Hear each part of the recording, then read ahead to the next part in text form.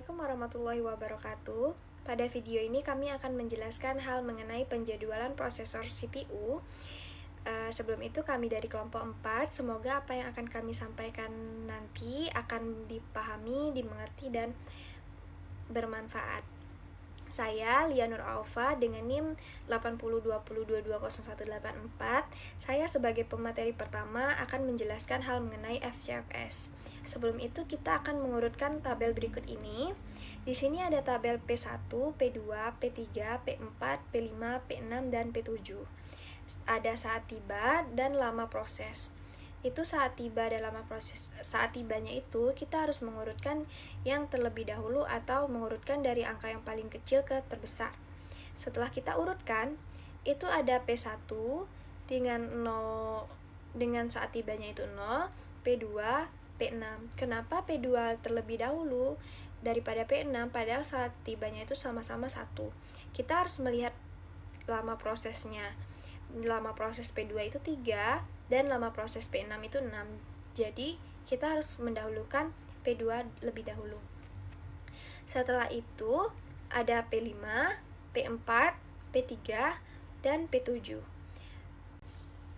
Maka kita akan lanjutkan ke FCFS-nya.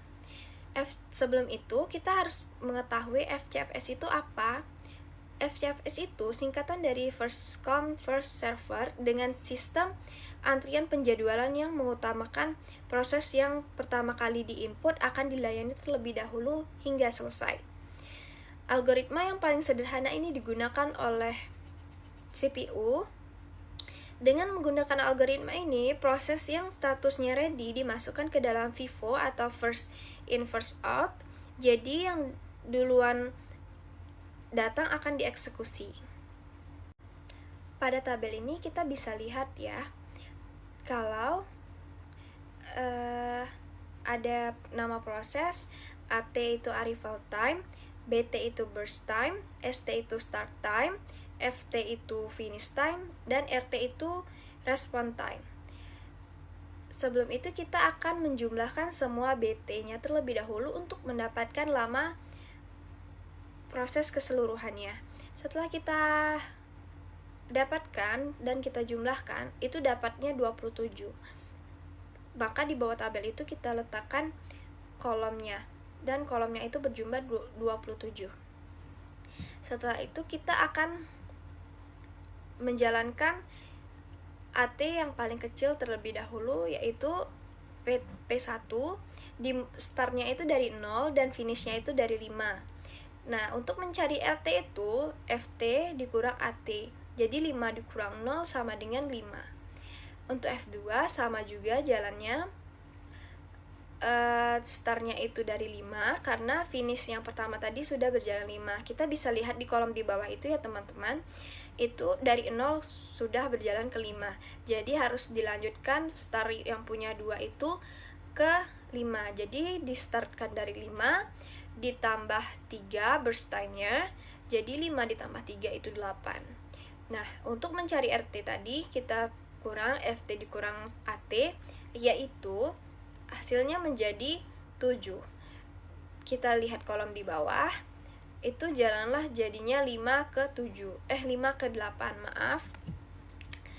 Setelah itu kita jalankan P6. P6 itu 8, jalan 14 karena ditambah 6. 8 ditambah 6, 14. Setelah itu 14 dikurang 1 itu 13. Setelah itu kita lihat di kolomnya juga, itu 8 ke 14. Setelah itu 14-nya start untuk P5. P5 itu startnya 14, lalu ditambah 6, 20. 20 dikurang 2 itu 18. Lihat lagi juga di kolomnya, itu akan berhenti di 20. Lalu startnya di 20 untuk P4, 20, lalu ke 21 karena ditambah 1 burst time untuk P4.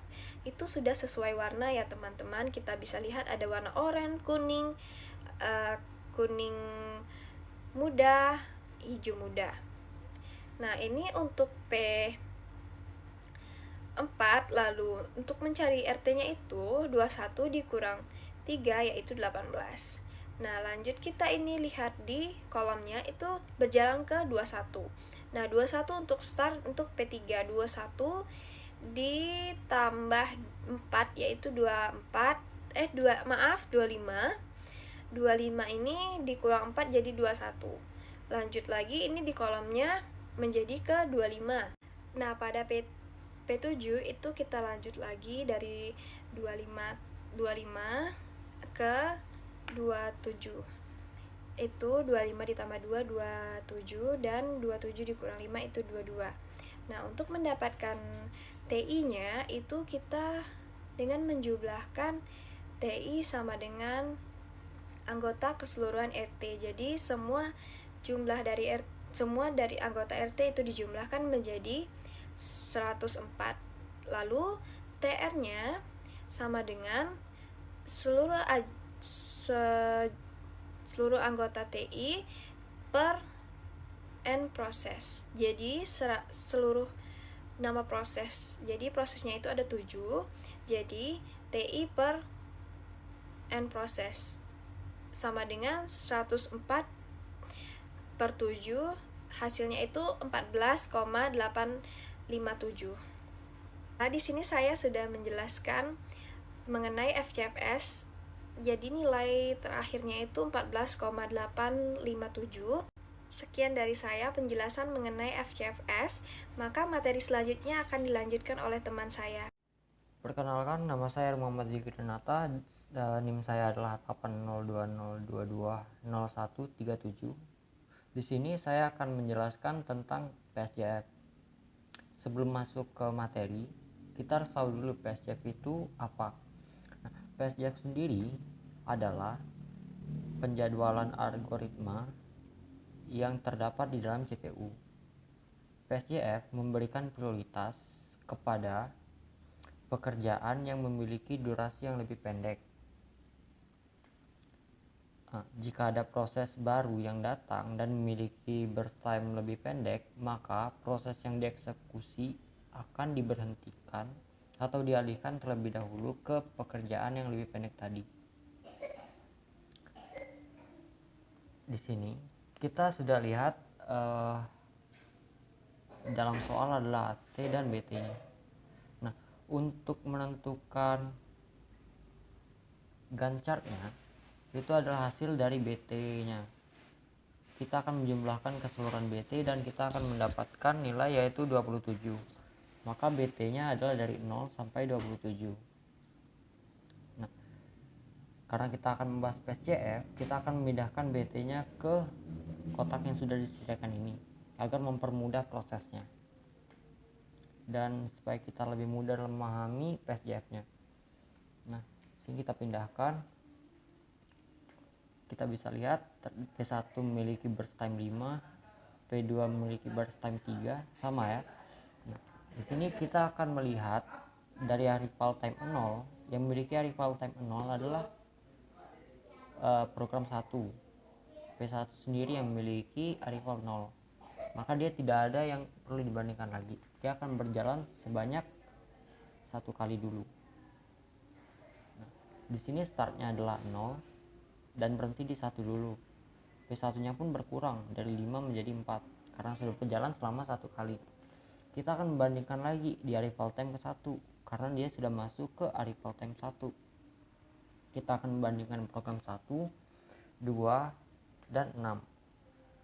Nah, di sini kita akan lihat burst time yang terkecil di antara ketiga program ini. Kita lihat di kotak kanan bawah. Di sini P1-nya adalah 4, P2-nya 3, dan P6-nya adalah 6. Nah, di antara ketiga program ini yang terkecil adalah P2 bernilai 3. Karena P1 4 dan P6 6. Itu lebih tinggi daripada 3. Nah, di sini program kedua akan berjalan terlebih dahulu sebanyak satu kali. Nah, P2 pun berjalan satu kali. Di sini di arrival time kedua dia akan menambah pembanding program yang akan dibandingkan lagi. Dari file time kedua ada P5 memiliki burst time 6. Karena P1 bernilai 4, sisanya P22, P66, dan P56. Sini kita akan membandingkan keempat program ini. Di sini bisa terlihat ya, kalau P2 itu masih lebih kecil daripada P5 yang bernilai 6. Nah, maka P2 akan berjalan sebanyak satu kali lagi.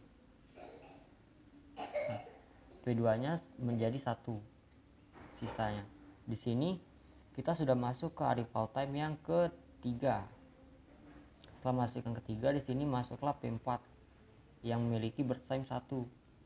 Nah, kita akan membandingkan kelima program ini, yang manakah yang terkecil. Di sini terdapat dua nilai yang terkecil, yaitu 1 dari P2 dan 1 dari P4. Jika sama, maka kita akan lihatlah ke BT-nya lagi. Kita lihat ke kotak sebelah kiri lagi. Di sini AT-nya P2 adalah 1 dan P4 adalah 3. Nah, kita lihatlah yang paling kecil yang paling kecil lah yang akan dijalankan terlebih dahulu. P2-nya memiliki 1 dan P4-nya memiliki 3. Nah, apakah 1 lebih kecil daripada 3? Iya, 1 lebih kecil daripada 3. Maka dari itu program kedua akan dijalankan lagi sebanyak 1 kali. Nah, setelah program kedua jalan, program kedua pun habis. Karena program kedua sudah habis, maka kita bisa menentukan ST dan FT-nya. Untuk SD sendiri itu dimulai dari program ya awalan program berjalan, yaitu 1 dan akhirannya adalah 4. Nah, setelah kita ketemu SD dan FT, kita bisa menentukan RT-nya. Untuk RT-nya yaitu FT dikurang AT. Nah, berarti 4 dikurang 1 adalah hasil dari RT. RT-nya adalah 4 dikurang 1 sama dengan 3. Setelah selesai, sini kita bisa lihat program yang sudah berjalan itu sampai 4, dari 0 sampai 4. Maka kita akan membandingkan sampai ke P3. Di sini kita akan membandingkan P1, P6, P5, P4 dan P3. Karena P2 sudah berjalan, sudah habis, sudah tidak bersisa lagi ya. Nah, di sini yang terkecil adalah P4 karena bernilai 1. Nah, kita jalankanlah P4 sebanyak 1 kali. P4 pun habis. Karena P4 sudah habis, sini kita bisa menentukan ST dan FT-nya. Untuk ST-nya adalah 4 dan FT-nya adalah 5. RT-nya sendiri adalah 5 dikurang 3, FT dikurang AT. 5 dikurang 3 sama dengan 2. RT-nya adalah 2. Di sini programnya sudah berjalan sampai ke arrival time kelima. Dari 0 sampai ke 5. Nah, berarti sudah mencakup keseluruhannya. Maka P7 masuk untuk program yang akan dibandingkan. Di sini yang akan dibandingkan adalah P1, P6, P5, P3 dan P7. P1 memiliki nilai 4, P6 dan P5 memiliki nilai 6, P3 memiliki nilai 4 dan P7 memiliki nilai 2. Nah, yang terkecil di antara kelima program ini adalah P7 karena P7 memiliki nilai 2 yang lebih kecil daripada 4 dan 6. Maka P7 pun akan berjalan. Karena dia sudah paling kecil dan keseluruhan program sudah berjalan, maka P7 akan berjalan sampai habis. P7 berjalan sampai habis, maka kita bisa menentukan ST dan FT-nya lagi. Di sini ST-nya adalah 5 dan FT-nya adalah 7. RT-nya adalah 7 dikurang 5 sama dengan 2. Nah, kita balik lagi ke P1, P6, P4 dan P3. Arrival time-nya sudah menjadi 7. Kita balik lagi ke awal dan kita akan membandingkan keseluruhan program yang tersisa. Ada 4 program yang tersisa, yaitu P1, P6, P5 dan P3. Di sini nilai yang terkecil adalah 4 ya, karena 4 lebih kecil daripada 6. Karena di sini 4-nya ada 2, P1 dan P3, maka kita akan membandingkan AT-nya lagi. AT dari P1 adalah 0 dan P3 adalah 4. Kita bandingkan kedua nilai ini, yang manakah yang lebih kecil, maka itu yang akan dijalankan terlebih dahulu. Karena P1-nya memiliki AT 0 yang lebih kecil daripada 4, maka P1-nya akan berjalan terlebih dahulu sebanyak 4 kali. Nah, setelah P1 jalan, sudah habis P1, kita bisa menentukan FT-nya. FT-nya itu dari 0 sampai 11 karena tadi dia mulai 1 kali di angka 0. Nah, di sini kita bisa menentukan FT-nya adalah 11. Nah, 11 dikurang 0 adalah 11. Maka RT-nya adalah 11. Di sini terdapat 3 program lagi yang tersisa, yaitu P6, P5 dan P3. Di sini P3 lebih kecil daripada P6 dan P5 ya untuk burst time-nya. Maka P3 akan berjalan sebanyak 4 kali. P3 pun habis. Karena P3 sudah habis, kita bisa menentukan ST dan FT-nya. ST-nya adalah 11 dan FT-nya adalah 15. Untuk RT-nya FT dikurang AT, 15 dikurang 4 sama dengan 11. Nah, di sini tersisa 2 program lagi yang akan dibandingkan, P6 dan P5, yang memiliki burst time yang sama atau sisa yang akan dijalankan itu tersisa 6, sama-sama 6. Maka dari itu kita lihatlah AT-nya lagi. Di sini P6 lebih kecil karena memiliki AT1, sedangkan P5 memiliki AT2. Maka dari itu P6 akan berjalan terlebih dahulu sebanyak 6 kali. Setelah berjalan sebanyak 6 kali dan habis, kita akan kita mendapatkan ST dan FT-nya. Untuk ST-nya sendiri adalah 15 dan FT-nya adalah 21. RT-nya adalah 21 dikurang 1 sama dengan 20. Nah, di sini tersisalah program P5. Nah, maka P5 akan langsung dijalankan karena tidak ada yang bisa dibandingkan lagi. Semuanya sudah selesai. Maka dia yang terakhir. Jadi langsung saja dijalankan. P5 dijalankan sebanyak 6 kali. Habis dan kita tentukan ST-nya adalah 21 dan FT-nya adalah 27. Untuk RT-nya adalah 27 dikurang 2 sama dengan 25. Karena keseluruhan RT sudah ketemu, maka kita dapat menentukan TI-nya. TI-nya adalah sigma dari RT, yaitu keseluruhan nilai RT akan dijumlahkan, yaitu B1 11 ditambah 3 ditambah 20 ditambah 25 ditambah 2 ditambah 11 dan ditambah 2. Maka kita mendapatkan nilai 74. Maka dari itu TI-nya bernilai 74. Karena TI sudah ketemu, kita bisa lanjut ke TR. TR adalah sigma TI dibagi N proses. N proses itu adalah jumlah proses yang telah berjalan. Yaitu adalah jumlah program maksud saya. Di sini ada program 1, 2, 6, 5, 4, 3, 7. Dengan totalnya keseluruhan adalah 7 program. Maka dari itu TI dibagi 7 program. TI-nya adalah 74 dibagi 7. Kita dapatlah hasilnya 10,571. Nah, maka dari itu PSJF pun selesai. Kita sudah mendapatkan RT, TI dan TR-nya. Nah, cukup sekian untuk pembahasan PSJF. Untuk pembahasan selanjutnya akan dibahas oleh teman saya. Terima kasih. Baiklah, selanjutnya saya akan menjelaskan tentang proses NPSJF. NPSJF adalah antrian dengan prioritas tanpa preemsi. Yang menjadi prioritas adalah proses yang terpendek atau tersingkat. Makin pendek proses, makin tinggi prioritasnya. Langkah pertama, kita akan menjumlahkan BT atau burst time terlebih dahulu dan didapat hasil akhirnya yaitu 27. Sehingga kita akan membuat ganchar dengan jumlah 27. Selanjutnya masuk ke prosesnya, yaitu P1 akan melakukan proses pertama karena memiliki AT atau arrival time terkecil yaitu 0 ms dengan lama proses atau BT-nya sebanyak 5 ms. Karena ini proses pertama, maka start time atau ST-nya dimulai dengan 0 dan finish time atau FT-nya ada pada 5. Sedangkan untuk mencari RT-nya menggunakan rumus, yaitu RT sama dengan FT dikurang AT. Artinya di sini 5 dikurang 0 sama dengan 5. Maka dengan ini proses P1 sudah selesai. Proses kedua yang akan dijalankan yaitu P4 karena memiliki BT terkecil yaitu 1 ms dan ST-nya yaitu 5. Karena proses baru akan dimulai saat proses sebelumnya selesai, atau dapat dilihat dari finish time proses sebelumnya. Dan FT-nya di sini 6 didapat dari BTP 4 yang bernilai 1, sehingga 5 ditambah 1 sama dengan 6. Sedangkan RT-nya yaitu 3 didapat dari 6 dikurang 3 sama dengan 3, sehingga proses P4 telah selesai.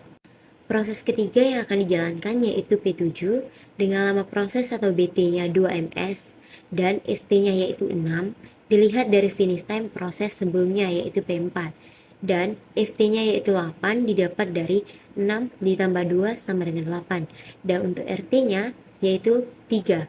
Hasil dari 8 dikurang 5 sama dengan 3. Dengan ini proses P7 selesai. Proses keempat yang akan dijalankan yaitu P2 dengan lama proses atau BT 3ms dan ST-nya yaitu 8 dilihat dari finish time proses sebelumnya yaitu P7, dan FT-nya yaitu 11 didapat dari 8 ditambah 3 sama dengan 11. Sedangkan untuk RT-nya yaitu 10 hasil dari 11 dikurang 1 sama dengan 10. Maka dengan ini proses P2 selesai.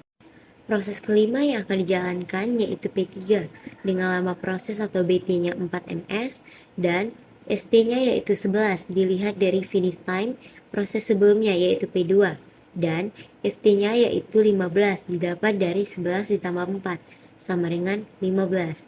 Sedangkan untuk RT-nya yaitu 11 hasil dari 15 dikurang 4 sama dengan 11. Maka dengan ini proses P3 juga selesai. Selanjutnya, di sini kita punya dua proses yang memiliki BT yang sama, yaitu 6ms. Maka, untuk menentukan proses yang akan dijalankan selanjutnya, kita dapat melihat dari arrival time kedua proses. Yang memiliki arti terkecil maka akan dijalankan selanjutnya. Maka, setelah melakukan perbandingan, proses ke-6 yang akan dijalankan yaitu P6 dengan arrival time-nya 1 dan lama proses atau BT-nya 6ms. Dan ST-nya yaitu 15 dilihat dari finish time proses sebelumnya yaitu P3, dan FT-nya yaitu 21 didapat dari 15 ditambah 6 sama dengan 21. Sedangkan untuk RT-nya yaitu 20, hasil dari 21 dikurang 1 sama dengan 20. Maka dengan ini proses P6 selesai. Proses terakhir yang akan dijalankan yaitu P5 dengan lama proses atau BT-nya 6ms. Dan ST-nya yaitu 21 dilihat dari finish time proses sebelumnya yaitu P6, dan FT-nya yaitu 27 didapat dari 21 ditambah 6 sama dengan 27. Sedangkan untuk RT-nya yaitu 25 hasil dari 27 dikurang 2 sama dengan 25. Maka dengan ini proses P5 selesai. Artinya semua proses telah dijalankan. Langkah selanjutnya yaitu menghitung TI atau turnaround time dengan rumus yaitu TI sama dengan sigma RT.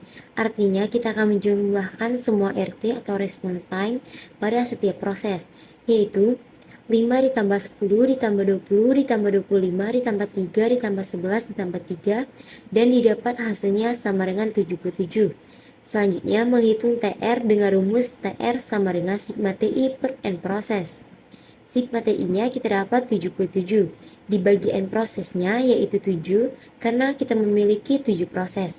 Jadi 77 dibagi 7 sama dengan 11. Inilah hasil akhirnya atau TR-nya dengan menggunakan algoritma NPSJF. Hai, perkenalkan nama saya Prilia Melani dengan NIM 80202201334. Saya akan menjelaskan tentang proses round robin. Sebelumnya saya akan menjelaskan apa itu round robin. Round robin adalah penjadwalan tanpa prioritas dengan preempsi, secara bergiliran antrian atau tanpa prioritas. Prosesor melayani sejenak setiap proses tergantung besarnya kuantum waktu, sampai habis burst time setiap proses. Karena di soal kuantum waktunya adalah 2, maka setiap proses akan berjalan setiap 2 waktu. Di sini sudah tersedia Gantt chart-nya yang berjumlah 27 yang didapatkan dari jumlah keseluruhan dari burst time. Pada P1 dimulai berjalan dari 0 sampai 2 ms, yang berarti sisa burst time P1 adalah 3. Dilanjutkan dengan P2 dimulai dari 2 sampai 4 ms, yang berarti sisa burst time-nya adalah 1. Dilanjutkan dengan P6 yang dimulai dari 4 sampai 6 ms, yang berarti sisa burst time-nya adalah 4. Dilanjutkan dengan P5 yang dimulai dari 6 sampai 8 ms yang berarti sisa burst time-nya adalah 4. Dilanjutkan dengan P4 yang dimulai dari 8 sampai 9 ms yang berarti sisa burst time-nya habis dan dapat kita ketahui finish time-nya adalah 9 dan bisa kita hitung RT-nya adalah 6. Dilanjutkan dengan P3 yang dimulai dari 9 sampai 11 ms yang berarti sisa burst time-nya adalah 2. Dilanjutkan dengan P7 yang dimulai dari 11 sampai 13 ms yang berarti sisa burst time-nya habis. Maka dapat kita ketahui finish time-nya 13 dan RT-nya adalah 8. Berjalan lagi P1 yang berarti sisa burst time-nya menjadi 1. Berjalan lagi P2 yang berarti sisa burst time-nya habis. Dan dapat kita ketahui finish time-nya adalah 16 dan RT-nya adalah 15. Berjalan lagi P6 yang berarti sisa burst time-nya adalah 2. Berjalan lagi P5 yang berarti sisa burst time-nya adalah 2. Berjalan lagi P3 yang berarti sisa burst time-nya habis dan dapat kita ketahui finish time-nya adalah 22 dan RT-nya adalah 18. Berjalan lagi P1 yang berarti sisa burst time-nya habis dan dapat kita ketahui finish time-nya adalah 23 dan RT-nya adalah 23. Berjalan lagi P6 sebanyak 2 ms yang berarti sisa burst time-nya sudah habis, maka dapat kita ketahui finish time-nya adalah 25 dan RT-nya adalah 24. Berjalan lagi P5 sebanyak 2 ms yang berarti sisa burst time-nya sudah habis, maka dapat kita ketahui finish time-nya adalah 27 dan RT-nya adalah 25. Selanjutnya mencari TI. TI sama dengan sigma RT, yang berarti jumlah RT keseluruhan dari setiap proses. TI di sini berjumlah 119. Dan selanjutnya kita mencari TR. Dengan rumus TR yaitu TI per N proses. Jadi sama dengan 119 per 7. Dan dapatlah hasilnya 17. Materi selanjutnya akan dijelaskan oleh teman saya. Sekian dari saya. Perkenalkan, nama saya Elsa Yona Sinaga dengan NIM 80220220147. Di sini saya akan menjelaskan proses penjadwalan HPRN atau High Hash Penalty Ratio Next. Apa itu proses penjadwalan HPRN? Proses penjadwalan HPRN merupakan proses penjadwalan dengan prioritas tanpa preemsi. Yang menjadi prioritas adalah besarnya rasio penalti dan pada umumnya menggunakan FIFO. Jadi semakin tinggi rasio penalti suatu proses, maka semakin tinggi prioritasnya. Langkah pertama yaitu jumlahkan seluruh burst time untuk mengetahui lama proses keseluruhan. Di sini ada burst time yaitu 5 ditambah 3 ditambah 6 ditambah 6 tambah 1 ditambah 4 tambah 2. Maka diperolehlah lama proses keseluruhan adalah 27. Selanjutnya, proses 1 atau P1 itu akan melakukan proses yang pertama kali. Karena apa? Karena P1 ini memiliki arrival time yaitu 0. Arrival time yang terkecil dari antara proses-proses lainnya. Jadi P1 akan dijalankan sampai habis sesuai dengan burst time-nya yaitu 5. Secara langsung kita dapat mencari starting time, finish time, dan response time. Starting time didapat 0 dan finish time didapat 5, serta response time itu didapat dari finish time dikurang arrival time, 5 dikurang 0, dan hasilnya adalah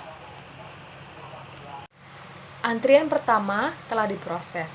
Lanjut ke proses selanjutnya dengan memperhatikan atau mempertimbangkan rasio penalti terbesar dari seluruh proses. Di sini sudah ada tabel, yaitu mencari S atau waktu sia-sia, serta mencari rasio penalti. Untuk mencari waktu sia-sia, rumusnya yaitu finish time dikurang arrival time. Sedangkan untuk mencari rasio penalti, rumusnya yaitu waktu sia-sia ditambah burst time dibagi dengan burst time. Baiklah, pada tabel mencari S1 atau waktu sia-sia yang pertama, kita bisa lihat bahwa finish time-nya itu diambil dari proses yang telah dijalankan, yaitu proses 1. 5 dikurang 1 sama dengan 4. 1 itu didapatkan dari arrival time masing-masing proses. Setelah semua proses telah dicari waktu sia-sianya, selanjutnya kita mencari rasio penalti setiap proses. Nah, berdasarkan gambar tabel tersebut, kita mengetahui bahwa proses 4 itu memiliki rasio penalti 3. Rasio penalti 3 itu terbesar dari antara proses-proses lainnya, sehingga proses 4 ini bisa langsung dieksekusi atau dijalankan. Proses 4 memiliki starting time 5 dan finish time 6 serta respon time-nya 3.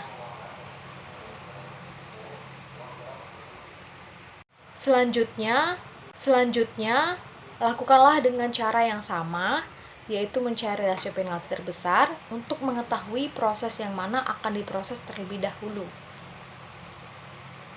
Nah, ini adalah mencari rasio penalti yang kedua. Untuk waktu sia-sianya, finish time-nya menggunakan proses yang keempat atau proses yang sebelumnya dijalankan. Di sini rasio penalti terbesar yaitu terdapat pada proses kedua dengan 2,6. Maka proses kedua ini bisa langsung dieksekusi atau dijalankan. Maka P2 didapatkan hasilnya starting time 6, finish time 9, dan respon time-nya adalah 8. Dengan langkah atau cara yang sama lagi, kita mencari rasio penalti yang ketiga sekarang. Nah, waktu sia-sia yang digunakan itu adalah waktu sia-sia pada proses kedua, yaitu 9. Dan rasio penalti yang terdapat pada gambar tabel tersebut, rasio penalti terbesar adalah proses ketujuh dengan nilai 3. Maka proses ketujuh bisa langsung dieksekusi atau dijalankan. Secara langsung proses ketujuh didapatkan starting time-nya 9, finish time-nya 11, dan respon time-nya adalah 6. Selanjutnya, pada tabel yang keempat, kita mencari rasio penalti terbesar lagi. Nah, di waktu sia-sia pada tabel keempat ini, menggunakan finish time pada proses ketujuh yaitu 11.